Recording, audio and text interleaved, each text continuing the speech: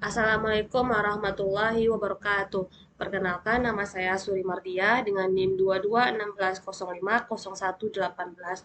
Saya dari kelas Persya E. Nah, di sini saya akan membuat video presentasi ujian akhir semester dengan mata kuliah statistik lanjutan. Baiklah, soal yang pertama, menguji apakah data distribusi nilai statistika dari 30 mahasiswa jurusan statistika normal atau tidak. Berikut data nilai statis dari 30 mahasiswa jurusan statistika. Nah, dapat dilihat dari tabel berikut. Yang A, ujilah data di atas menggunakan uji Kolmogorov-Smirnov dengan membuat langkah-langkah pengujian hipotesisnya secara urut dan jelas, mulai dari hipotesis H0 dan H1 hingga kesimpulan dan interpretasinya. Nah, di sini kita akan membuat data-data SPS-nya yang telah kita buat dari 30 jurusan mahasiswa. Dapat dilihat di sini one sample Kolmogorov-Smirnov test. Jadi, hipotesis H0-nya distribusi populasi mengikuti distribusi normal, sedangkan hipotesis H1 distribusi populasi tidak mengikuti distribusi normal. Pengambilan keputusan dasar berdasarkan probabilitas. Jika probabilitasnya besar, maka besar dari 0,05, maka H0-nya diterima. Jika probabilitasnya kecil, 0,05-nya, maka H0-nya ditolak. Jadi dapat kita simpulkan bahwa terlihat pada kolom asim signifikan totalnya untuk diuji dua sisi adalah 0,184. Hasil dari 0,184 ini dari SPS yang telah kita cari. Nah, karena kasusnya adalah uji satu sisi, maka probabilitasnya menjadi 0,184 dibagi 2 sama dengan 0,092. Di sini dapat probabilitasnya 0,05, maka H0-nya diterima yang dimana distribusi populasinya mengikuti distribusi normal. Selanjutnya poin B, buatlah statistika deskriptifnya dan berikan interpretasi rata-rata, simpangan baku, nilai minimum, dan maksimum dari data di atas. Nah, kita akan membuat statistika deskriptifnya dari 30 data mahasiswa yang tadi. Nah, dapat kita lihat hasilnya di sini deskriptif statis. Yang pertama, rata-rata atau bisa disebut dengan mean. Dapat hasilnya 73,1893. Mendapatkan interpretasi jika nilai rata-rata dari data tersebut adalah 73,1893, maka ini menunjukkan bahwa secara umum nilai tengah dari seluruh data berada di sekitar 73,1893. Sedangkan yang kedua, simpangan baku. Dapat hasilnya 10,2234. Dan kita mendapatkan interpretasinya, simpangan baku sebesar 10,22344 menunjukkan seberapa jauh nilai-nilai dalam data tersebar dari nilai rata-rata. Semakin besar simpangan baku, semakin besar variasi atau penyebaran data dari rata-ratanya. Yang ketiga, nilai minimum. Di sini kita mendapatkan hasilnya 50.000. Interpretasinya, jika nilai terendah dalam data ada 50.000, maka ini menunjukkan bahwa tidak ada nilai yang lebih rendah dari 50.000 di dalam data aset. Dan yang keempat, nilai maksimum mendapatkan hasil 86,67 dan mendapatkan interpretasi nilai tertinggi dalam data adalah 86,67.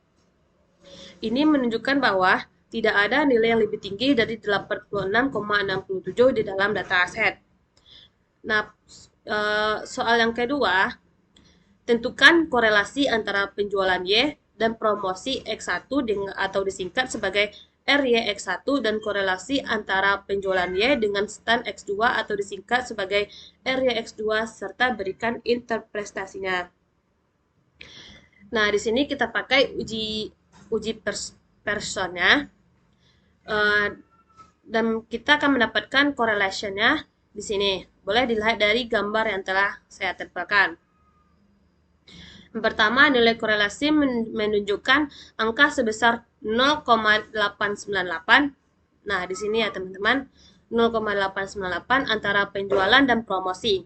Hal ini menunjukkan bahwa hubungan antara penjualan dan promosi adalah sangat kuat, karena nilai korelasinya lebih dari 0,5 dan mendekati 1, dan bisa disebut dengan sempurna. Dan sedangkan nilai korelasi menunjukkan angka sebesar 0,901 antara penjualan dan stand. Hal ini menunjukkan bahwa hubungan antara penjualan dan harga adalah sangat kuat, karena nilai korelasinya lebih dari 0,5 dan mendekati 1 atau sempurna. Nah, yang poin B, tentukan koefisien determinasi R square dan berikan interpretasinya.